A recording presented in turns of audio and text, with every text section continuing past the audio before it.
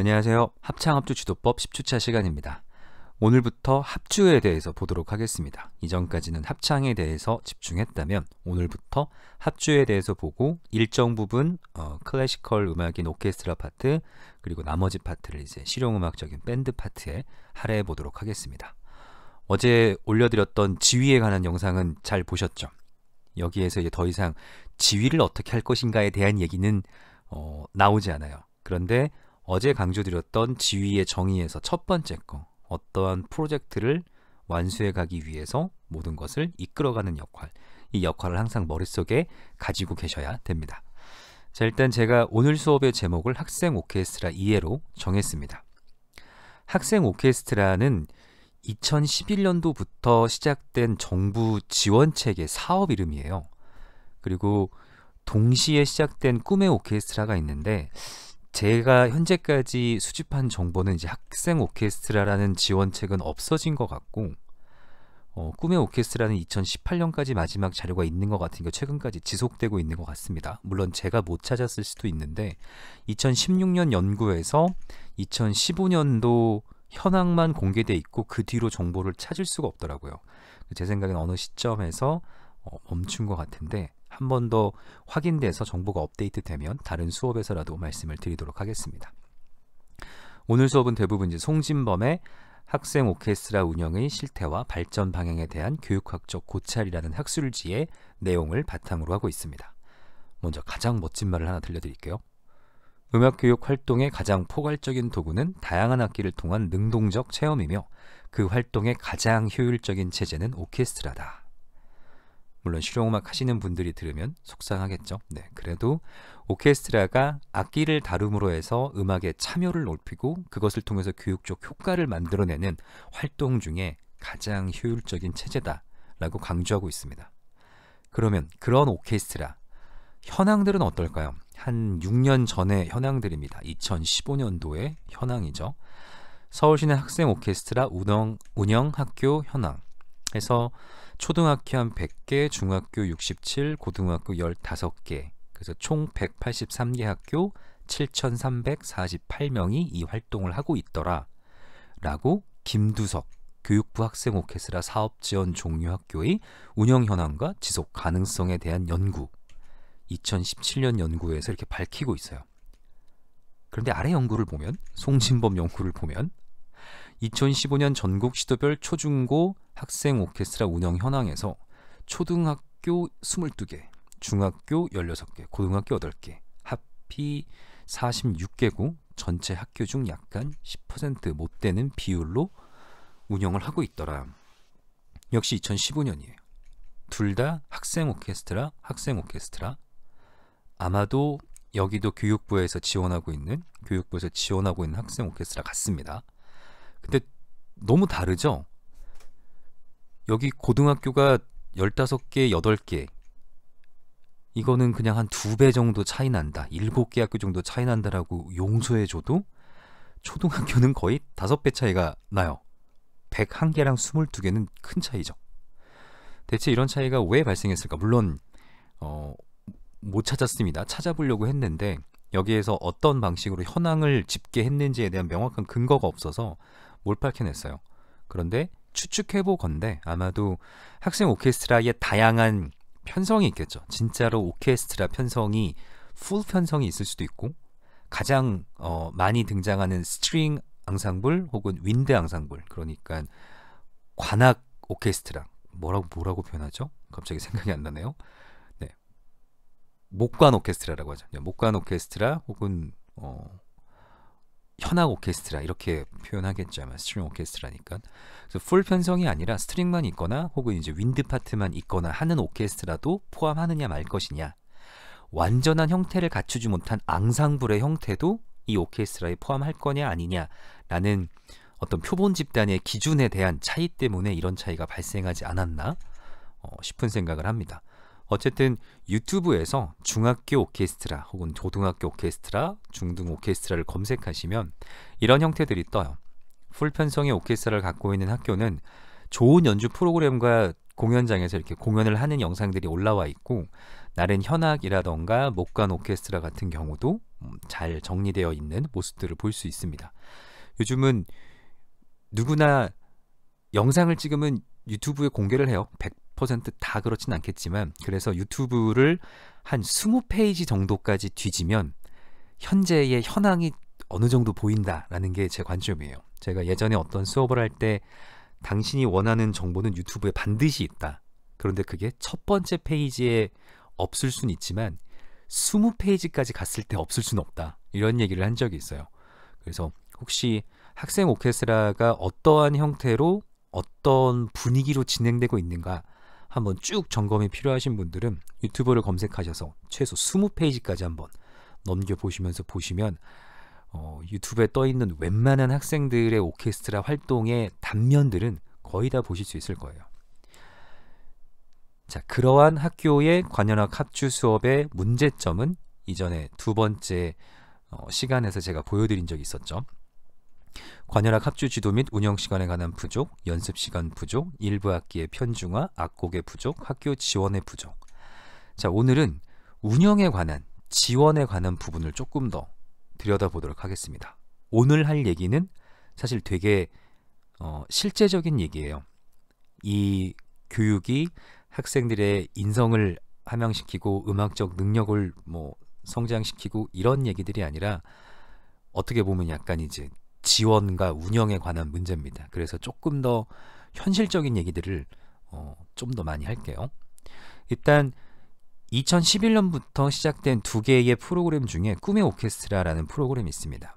보시면 꿈의 오케스트라 써있고 사업 소개, 거점기관 회원 등록, 교육자료, 영어 버전 여기 사이트에 들어가시면 보실 수 있습니다. 꿈의 오케스트라의 철학과 목표, 함께하는 사람들, 이뤄낸 성과를 소개합니다 라고 하면서 꿈의 오케스트라 사업 소개를 하고 있습니다. 꿈의 오케스트라 언제부터 시작됐느냐? 2010년 전국 8개 거점에서 시작한 이래 10년이 흐른 오늘 47개 기관에 2,500명의 아이들이 화음을 이루고 있습니다. 그러니까 대략 2020년까지 진행되고 있고 2018년도에 마지막 거점 학교에 대한 공개가 있고 그 뒤로는 정보를 좀 찾기가 힘들어요. 어쨌든 현재까지 지속되고 있는 사업이라는 건 분명한 것 같습니다. 그런데 이 사업이 어떠한 철학을 가지고 시작했느냐? 그게 엘 시스테마예요. 엘 시스테마. 꿈의 오케스트라에서 소개하는 걸 보면 1975년 경제학자이자 음악가였던 호세 안토니오 이브레우가 남아메리카 베네수엘라 빈민 아이들을 위한 음악 교육 프로그램인 엘 시스테마를 설립하였습니다. 스페인어로 시스템을 의미하는 엘 시스테마는 마약, 폭력 등 각종 위험에 노출되어 있던 아이들에게 음악으로 비전과 꿈을 심어주어 사회 변화를 추구하는 프로그램입니다. 라고 써 있습니다. 얘를 논문에서 정리한 걸 보면 2011년 학생 오케스트라 정부 지원 정책에 큰 영향을 미쳤던 것이 베네수엘라의 엘 시스테마 프로그램이다. 엘 시스테마 프로그램은 똑같은 내용이에요.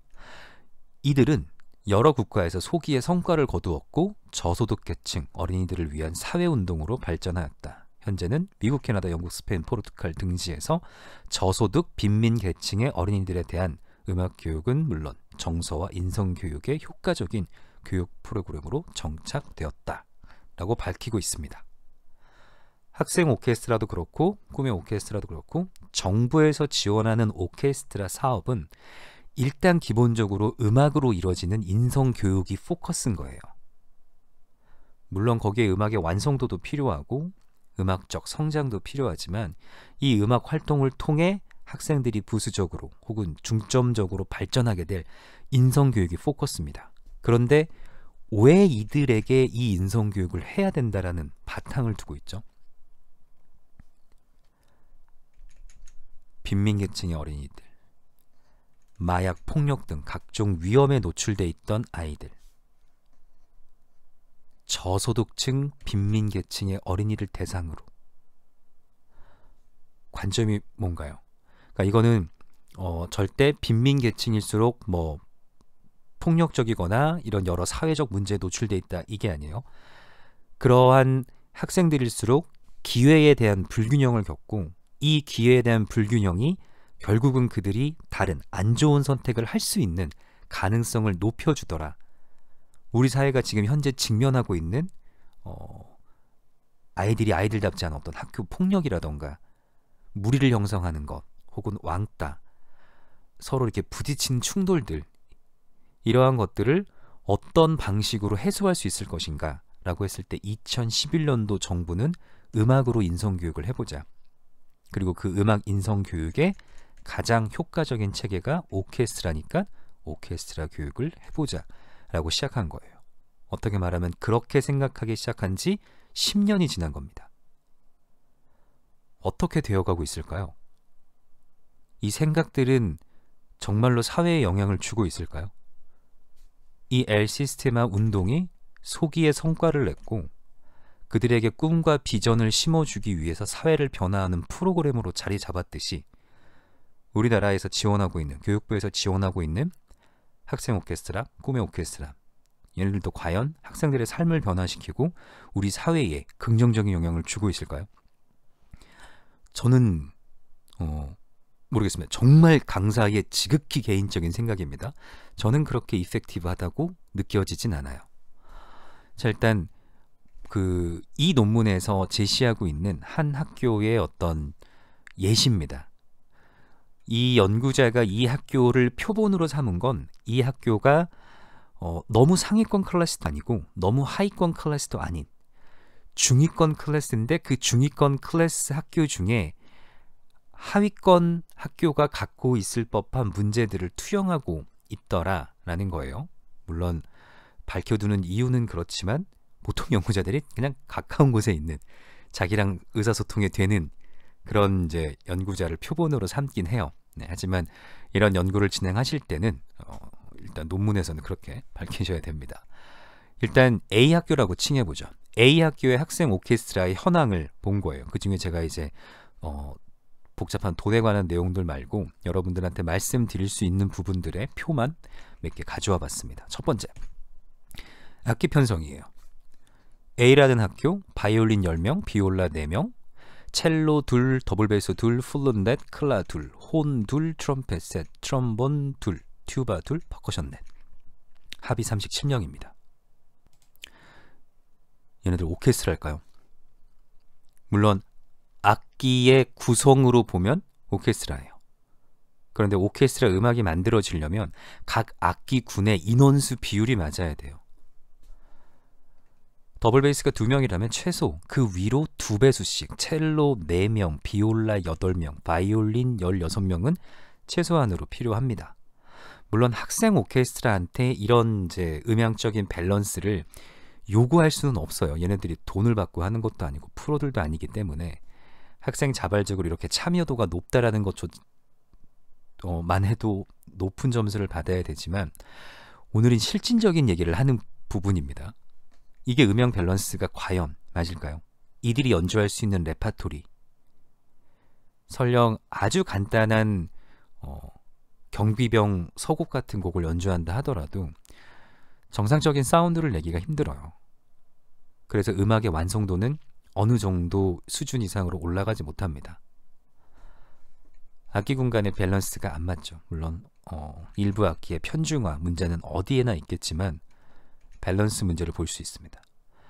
유튜브에서 이런 학생 오케스트라가 연주하는 걸 들으면 이상할 정도로 사운드가 별로예요. 그러니까 실력을 떠나서 녹음에 관련된 문제인가? 이게 뭐에 관련된 문제지? 라고 보면 물론 학생들이니까 아마추어 오케스트라니까 당연히 실력 문제도 있겠죠. 악기 가격의 문제가 많은 부분을 좌우해요. 생각보다 굉장히 많은 부분을 좌지우지합니다. 오케스트라라는 건 어쿠스틱하게 현을 문지르던 바람을 넣어서 관을 떨던 철저하게 어쿠스틱한 환경 내에서 사운드가 만들어지는 걸 모아서 하나의 소리로 보내주는 거예요. 소리는 결국 공기의 진동입니다. 그 공기의 진동은 결국 음색을 드러내게 돼 있어요. 그런데 안 좋은 진동들, 안 좋은 음색들이 모여서 좋은 사운드를 낸다? 이건 불가능한 일이죠. 어떤 게 좋은 사운드냐, 어떻게 안 좋은 사운드냐에 대한 개인적인 의견은 다를 수 있지만 안 좋은 사운드들이 모여서 좋은 사운드를 만들 수 없다는 건 너무 분명해요. 그런데 어쿠스틱한 음악은 특히나 가격이 중요합니다. 그럼 여기서 한 걸음 더 실질적인 얘기를 해보죠. 똑같은 실력을 가지고 있는 오케스트라라고 한다면 너무 적나라할까요? 강남에 있는 부자 동네의 오케스트라와 그렇지 않은 곳의 오케스트라는 조금 사운드 면에서 질적인 차이가 있겠죠. 현실적인 부분이에요. 이런 것들에 충분히 고려가 있어야 된다는 얘기예요. 레파토리를 선정할 때도, 학생들의 연습 스케줄을 잡을 때도, 우리 연주회의 전체적인 목표와 완성도, 컨셉, 최종 목표점을 잡을 때도 이거에 대한 고려가 반드시 있어야 된다는 겁니다. 왜냐하면 늘상 학생들한테 우리는 할 수 있어, 의지만 가지고 되는 일은 없어요. 철저하게 진단이 내려져야지 거기에 대한 처방이 가능합니다. 제가 많은 오케스트라들을 봤을 때 이 훌륭한 지휘 선생님들과 이 열정적인 학생들, 그런데 너무 좋은 프로그램이고 큰 행사고, 그런데 녹음 기사를 혹시 저렴한 분을 불러서 이 장비들이 좀 노후가 된 건가? 왜 이렇게 사운드들이 다 이렇지? 라고 생각하다가 내린 결론이 이거예요. 악기 가격이 많이 차이가 나나 보다 라는 생각을 했습니다. 너무 현실적인 얘기를 하고 있죠. 계속 현실적인 얘기를 할 거예요. 학생 오케스트라 팀 운영입니다. 일단 교사, 정규직인 교사가 관리 역할을 맡고, 쉽게 말해서 지휘 역할을 맡습니다. 이 지휘자는 악곡 선정, 운영, 특기적성, 학생 관리 등 어떻게 보면 권리일 수도 있고 정규직으로서의 의무 활동일 수도 있겠죠. 그리고 나머지 보조 시간 강사들, 연주 보조예요. 바이올린 파트, 비올라, 첼로, 플룻, 클락, 방과후 강사로 채용돼서 각각의 선생님들이 일주일에 한 번씩 옵니다. 이게 제 와이프가 오케스트라 단원을 이끌 때도 처음에는 선생님들을 일일이 개별로 컨택을 했었어요. 근데 어느 날부터 대학원에서 아예 이런 그 방과후 교실을 나가야 되는, 마치 그 뭐라고 하죠? 교육 실습 나가는 거? 네. 그런 교육 실습처럼 프로그램이 짜여져서 학교에만 연락을 하면 그 학교에서 학생들이 학점을 받기 위해서 나오는 프로그램이 생겨요. 그래서 장단점이 있겠죠. 쉽게 선생님들을 이렇게 할 수 있고, 한 학교에서 나오니까 서로 의사소통도 잘 될 거고. 근데 안 좋은 점은 너무들 친하다 보니까 그냥 이렇게 시간을 때운다거나 여러 가지 문제들도 이제 있겠지만, 연주 보조하는 강사들은 대부분 시간입니다. 자, 여기에서 전문 인력은 거의 다 외주화를 하고 있어요. 지휘자가 아무리 전체를 통솔하는 사람이라고 해도 아직 미숙한 학생들이기 때문에 개개인한테 붙어서 레슨처럼 지도해주고, 악보를 체크해주고, 보잉을 선택해주고, 이런 역할들은 연주 보조 강사가 해요. 그러면 사실상 지휘자의 역할, 지휘자의 선택권은 줄어들게 되겠죠. 그러니까 이 시스템은 사실상 음악을 만드는 데는 그렇게 좋은 시스템은 아니에요. 전문 인력의 외주, 결국 이 얘기는 불안정한 고용과 그게 낳는 교육을 의미합니다. 뒤에서도 자세하게 언급되어 있지만 이 시간 강사 처우는 그렇게 좋지 않아요. 그런데 이 공고를 올리면, 하다못해 중학교 오케스트라 방과후 교실 강사를 올리면 최소 석박사를 취득하신 선생님들한테 연락이 와요. 이분들에 대한 처우와 어떤 계약이 정상적으로 이루어지고 있는가? 그렇지 않다. 그래서 전체적으로 오히려 이러한 고용이 음악계의 현실을 반영하지 못하고 전체적으로 그 직업의 질을 저하시키는 원인이 된다. 뒤에서 조금 더 자세히 말씀드릴게요. 운영 및 팀 구성, 여기서 볼 수 있는 건 뭔가요? 이분들은 일주일에 한 번 연주 오셔서 레슨하고, 연주회가 있을 때 부족하면 엑스트라로 띄워주시면 됩니다. 나머지 학생관리, 특기적성, 운영, 악곡 성정, 지휘, 교사, 정규직입니다. 이 선생님 여기 지휘하는 것만 수업하시지 않겠죠? 보통 중학교면 1, 2, 3학년 음악 수업 하시고 남는 시간에 이거 하겠죠. 전문 인력들은 다 외주가 되고 내부에 있는 인력한테는 일이 과중된다라는 거예요. 일이 과중되면 정말 의지가 없는 한, 물론 이 지휘 활동을 하시면 엑스트라 피를 조금 더 받긴 하지만 그게 노력에 대한 보상이 결코 안 돼요. 사람이 의지만 가지고 언제까지 일을 할 수 있지 않습니다. 이런 문제들이 계속 반복되고 있는 거예요. 운영에 관한 부족, 학교 지원에 관한 부족, 물리적인 연습실과 학교 합주실의 공간 부족은 그냥 치더라도 항상 강사 및 지휘자, 인원 부족, 사람에 대한 인적 자원에 대한 문제, 이건 끊임없이 제기되는 문제인데 이 끊임없이 제기되는 문제를 해결하려면 방법은 너무 간단해요. 돈을 투자하면 됩니다. 인건비를 투자하면 돼요. 인건비를 투자할수록, 물질을 투자할수록 교육의 질은 높아져요. 교육의 질을 결정하는 건 결국 강사의 수준입니다. 그러니까 인적 자원들이에요. 이 인적 자원은 아주 유노성이 있어서 지원이 늘어가면 인적 자원은 풍부해집니다. 이건 너무 분명한 일이에요. 여기에서 이제 밸런스를 맞춰가고 있겠죠. 연간 프로그램 운영 계획입니다. 3월에 개강하고 오디션, 공고 내고 곡 선정하고 단원들 뽑히면 4월에 OT 갑니다. 레퍼토리 기호도 조사도 하고 단원 선발에서 태도 및 자세도 가르칩니다. 그런 다음에 5, 6 뭔가 행사를 하죠. 노인센터 복지, 행복 나눔 음악회, 6, 7, 7, 8, 9 예술제 준비해서 여름 음악 캠프 하고 행복 나눔 축제 참여 준비를 하고 합창대회 찬조 출영, 구청 봉사활동, 정기 연주회 준비, 아동센터 봉사 연주, 매달마다 행사들이 있습니다. 이런 지속적인 스케줄은 두 가지를 의미해요. 사람은 단기 목표가 있을 때 성장 속도가 빠릅니다. 그냥 1년에 한 번 연주회를 놓고 우리 연습한다. 그런 목표는 게을러질 수 있어요. 프로들도 관리하기 힘든 스케줄을 학생들이 공부까지 해가면서 관리하기는 쉽지 않습니다. 그래서 항상 목표는 단기 목표, 중기 목표, 장기 목표가 세 가지가 동시에 돌아가는 게 좋아요. 그런 면에서 보면 목표 중심의 좋은 스케줄 관리입니다. 문제는 피로 누적이죠. 이 피로 누적은 어디에서부터 오고 있을까요? 여기서부터 오고 있습니다. 학생들도 이걸 관리하는 사람도 이걸 지금 이끌어가는 사람도 모두가 지속적인 스케줄에 피로 누적을 겪습니다. 결국 이건 집중력을 흐트러뜨리고 좋지 않은 음악적 결과로 이제 만들어지게 되겠죠. 근데 역시 지속적인 스케줄에서 오는 피로 누적을 해결하려면 뭐가 필요하죠? 풍부한 인적 자원이 필요한 거예요. 내가 혼자서 100개를 할 거 둘이서 50개씩 나누면 절반으로 줄어들어요. 그런데 그 인적 자원은 항상 물질적 보조를 필요로 하죠. 이런 문제들이 이 안에 담겨 있더라라는 겁니다. 이걸 조금 더 한 걸음씩 들어가서 정말 이 교육학적 곡찰에서 네 가지의 관점으로 한번 들여다보면 역시 송진범의 의견입니다. 학생 오케스트라 정책 목표와 일선 교육 현장의 운영 시체를 분석하면 교육 균형의 문제들이 발견된다.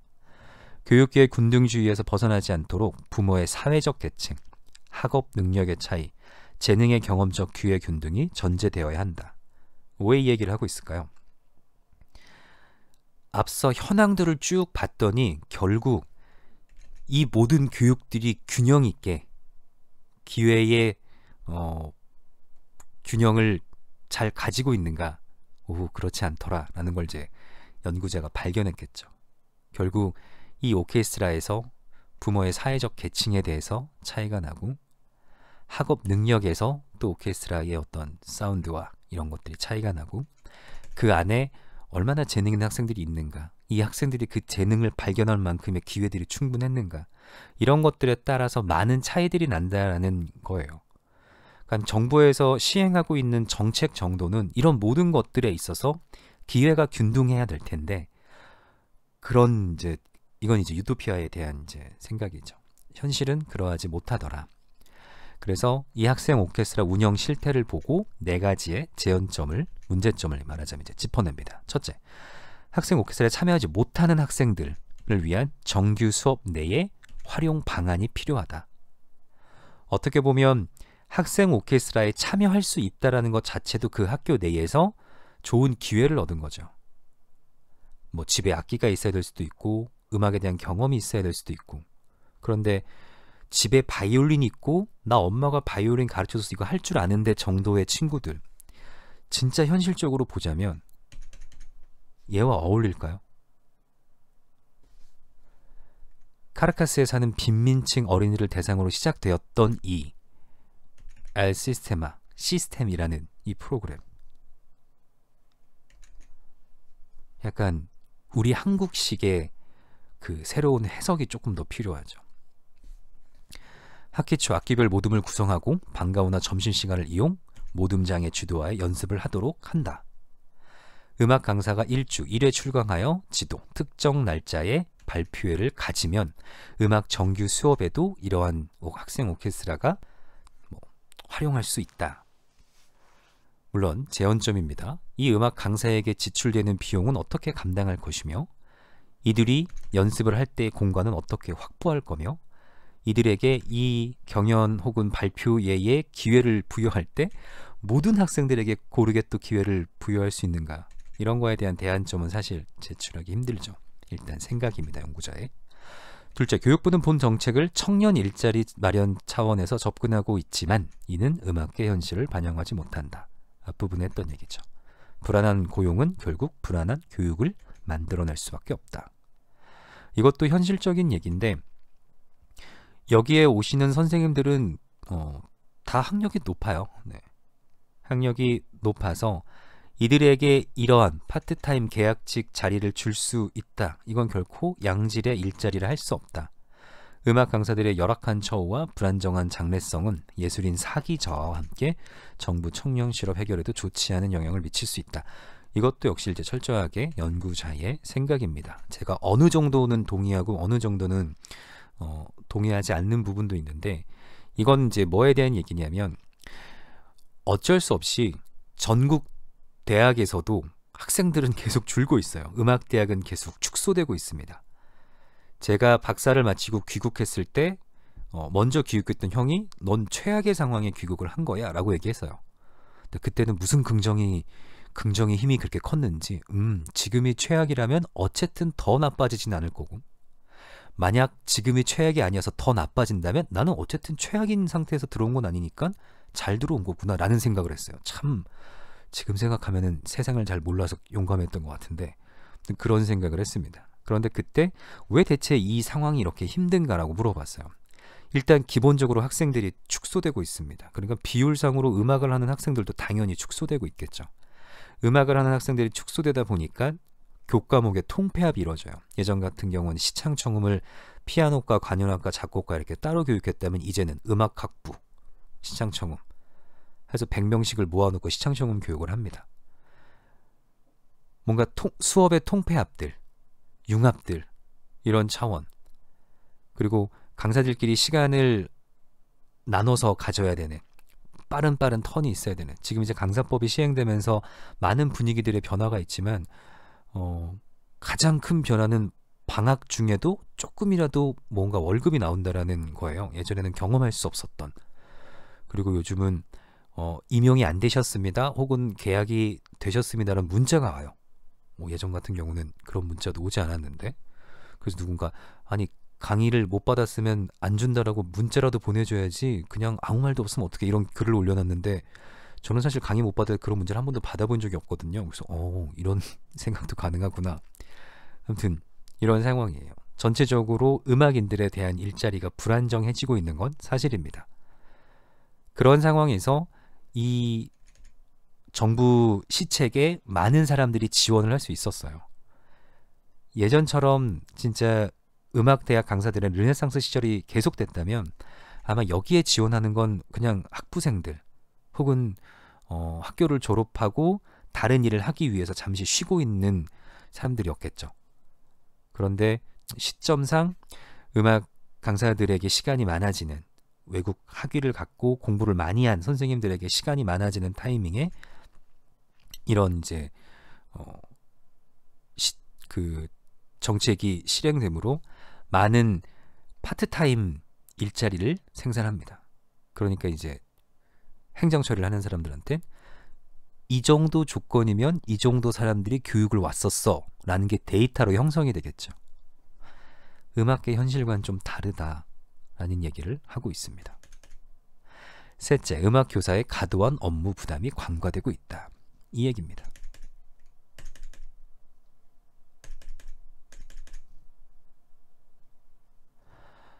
이분들이 과도한 업무 부담 왜 해야 되죠? 정규직이기 때문에. 그럼 정규직 2명 뽑으면 되잖아. 그거에 대한 비용. 그리고 이 일을 위해서 2명 뽑는다. 학교에서는 용납을 할 수 없겠죠. 이걸 안 하면 안 했지? 그걸 위해서 사람을 더 뽑아? 네. 항상 이 문제가 왔다 갔다 합니다. 오케스트라를 설립하고 지원자를 선발하며 연습을 하며 무대에 올리기까지 막대한 노력과 열정이 필요하다. 대부분 음악교사 한 사람의 노력으로 이 모든 절차가 진행되어야 하며 이는 정규 음악 수업의 부실을 초래할 수도 있다. 어떤 얘기인지 아시겠죠? 제 와이프의 예를 들어보겠습니다. 뭐 이름을 얘기해도 상관없을 거예요. 등원중학교라는 곳에 기간제 교사로 갔어요. 그 기간제 교사로 다니면서 교장 선생님이 우리 학교도 오케스트라부를 만들어 보자 얘기를 했어요. 그래서 학생들을 모읍니다. 모으니까 바이올린 3명, 플루트 2명, 클라 1명 이런 식으로 한 10명 정도가 모인 거예요.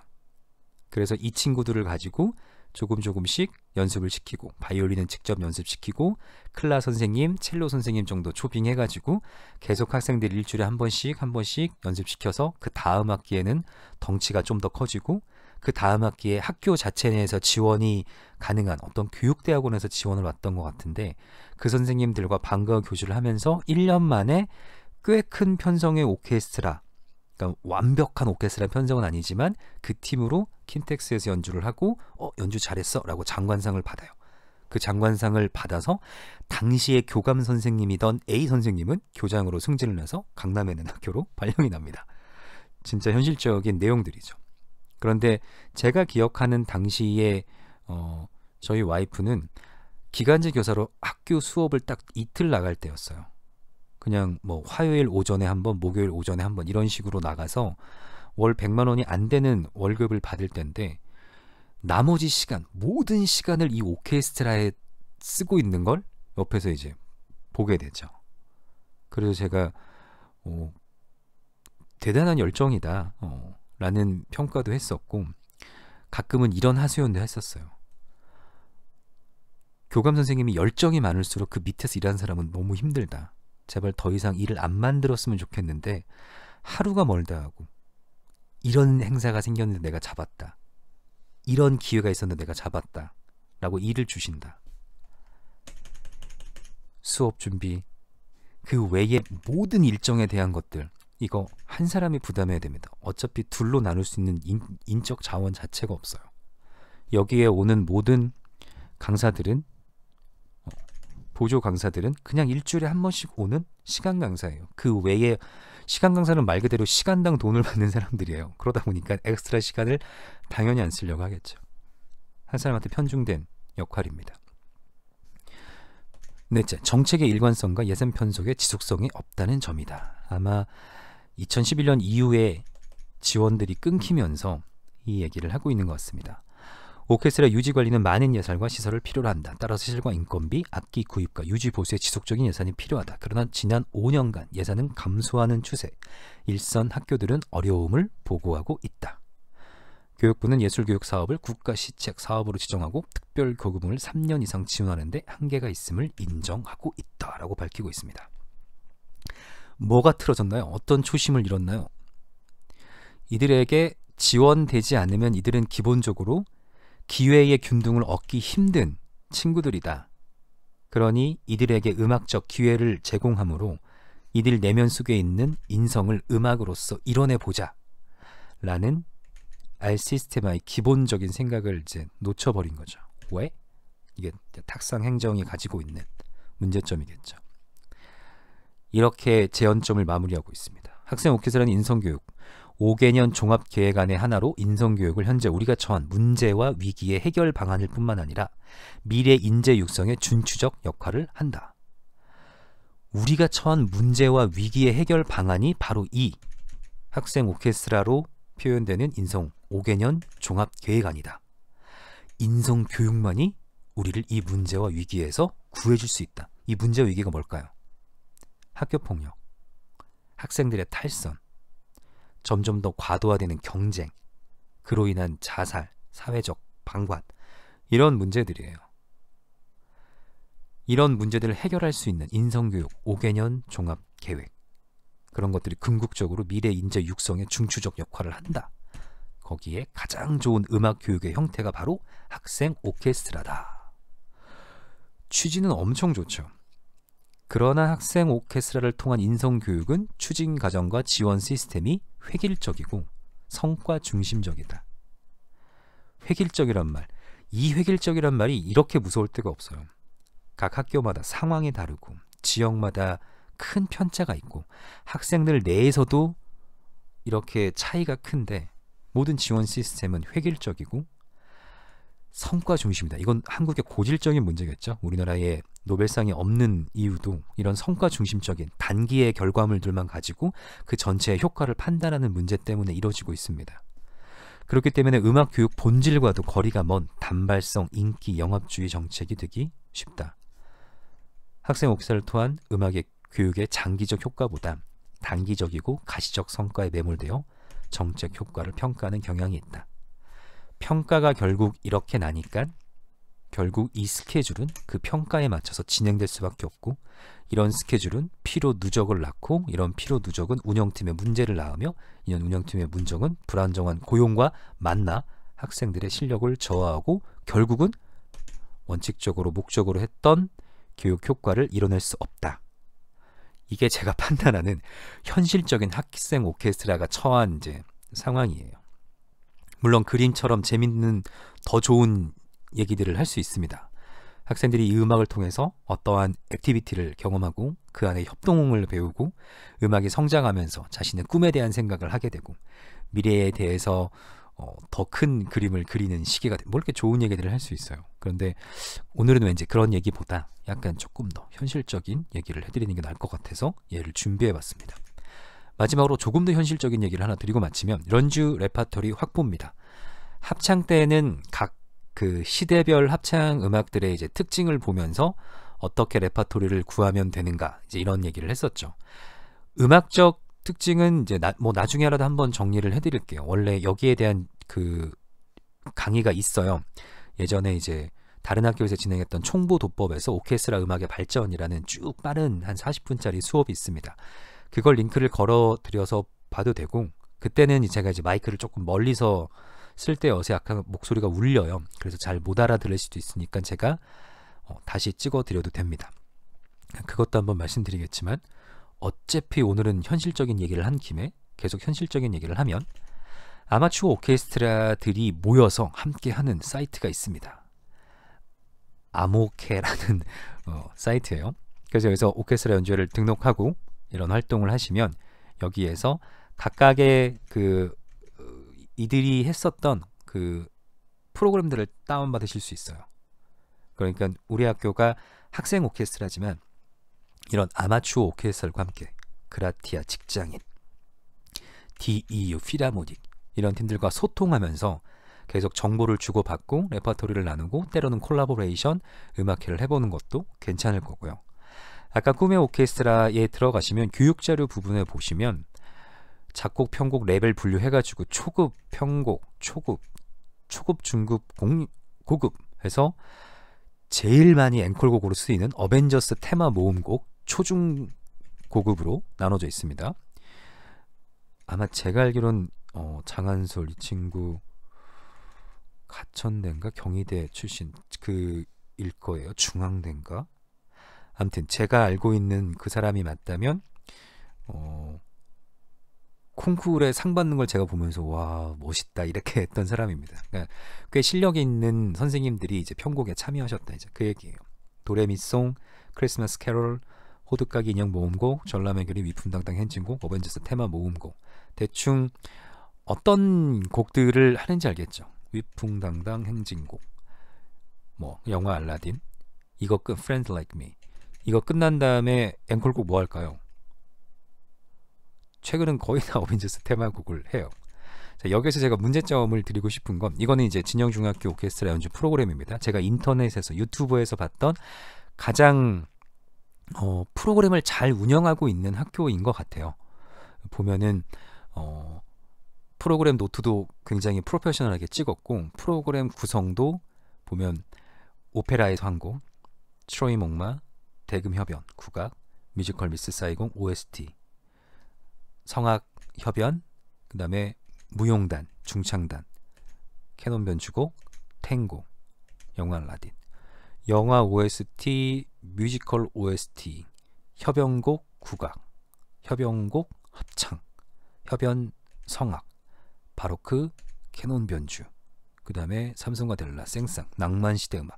뭔가 메뉴를 다채롭게 잘 짰습니다. 근데 이렇지 못하면 어떤 문제가 생기냐면 프로그램의 그 뭐라 그럴까 정형화가 딱 만들어져요. 계속되는 프로그램의 반복입니다. 뭐 이젠 어벤져스는 뭐 언제 들어도 재밌긴 하지만 하나도 신선하지 않고 너무 많은 학교가 보다 보니까 이제 좀 식상하죠. 그런데 수준이라는 게 한계가 있기 때문에 실력이 한계가 있기 때문에 막 새로운 레퍼토리들을 찾을 수 없거든요. 그러다 보니까 연주 레퍼토리 확보는 이 합주단의 이 오케스트라단의 색깔을 결정짓는 굉장히 중요한 요소예요. 그래서 그냥 음악회를 프로그램을 만드신다라고 했을 때 그냥 이곡 연주하고 이곡 연주하고 뭐 중세 르네상스 바로크 고전 낭만 현대 끝 이렇게 하시지 말고 좀 다채로운 접근들. 네.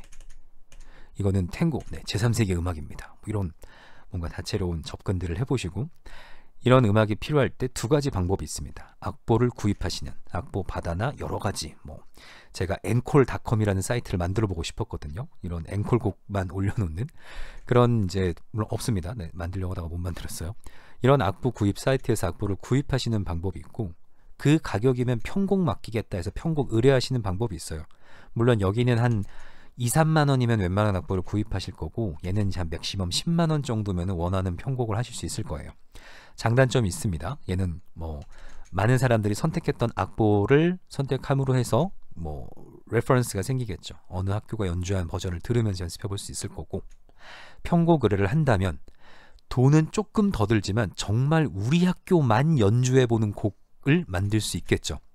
그리고 이 편곡의 기본 조건은 제가 설명드릴 적 있나요? 특수 편곡입니다. 항상 특수 편성에 대한 편곡이 준비되어 있는 사람한테 편곡을 의뢰해야 돼요.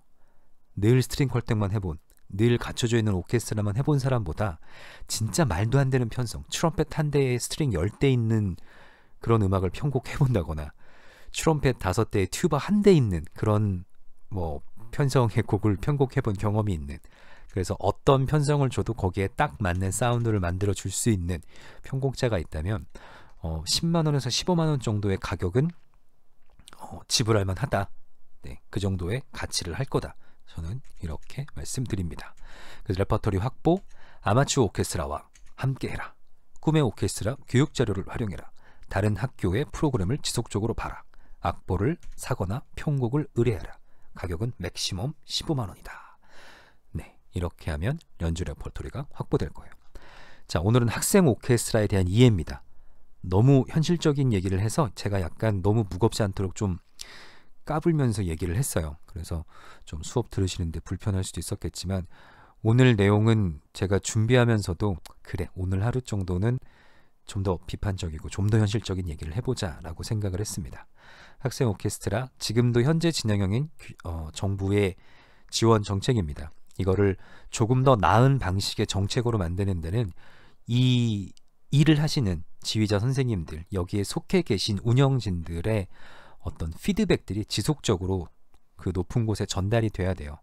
그래서 이런 것들에 대해서 바로 아셔서 학생들이 중간에서 교육적으로 피해를 보는 일이 없도록 아마 우리가 조금 더 관심 갖고 생각을 해보면 좋은 오케스트라를 이끌어갈 수 있을 거라고 생각합니다. 자, 오늘 수업 여기까지 하겠습니다. 수고하셨습니다.